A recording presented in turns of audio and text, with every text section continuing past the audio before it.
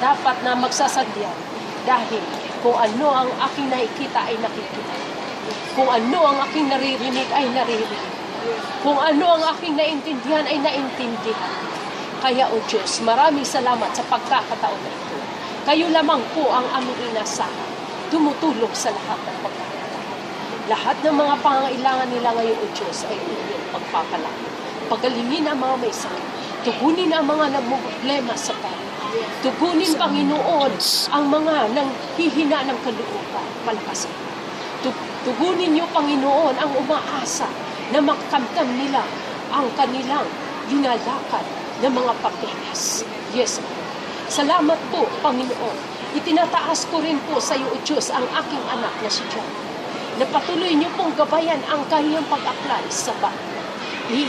Ingatan niyo po siya, O Diyos, sa inyong mahal na pagmamahal, O Diyos, na igawad sa kanya. Taklukan niyo po siya, O Diyos, sa inyong mga pakpak upang iligtas sa kapahatan.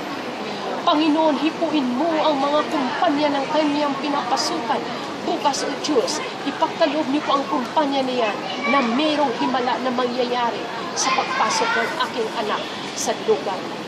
At ang barko ng kanyang masasakayan, O Diyos, ay inyong iniligtas. Pagpapalaki, hinihiling ko sa iyo, O Diyos, ang barkong harmony ay yun ang kanyang masasakayan. Lord, wala akong ibang hiling sa iyo, kundi gabayan ng aking anak, kaligtasan, kalakasan, at ang number one, O Diyos, ang inyong pag-ibig, ang inyong mga salita ay magagawa ng aking anak kung paano niya i-share sa buong mundo. Maraming salamat, O Lord. I lead you, my son.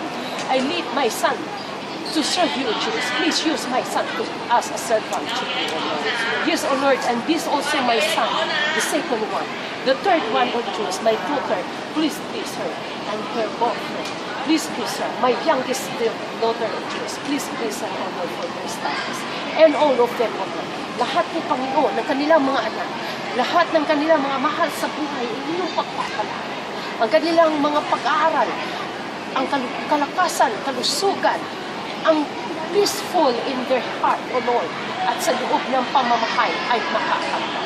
Yes, O Lord. Yes, O Lord. Yes, O Lord. Yes, O Lord. Salamat po, Panginoon. Kalakasan, katotohanan na walang mga pagkukunwari, Diyos.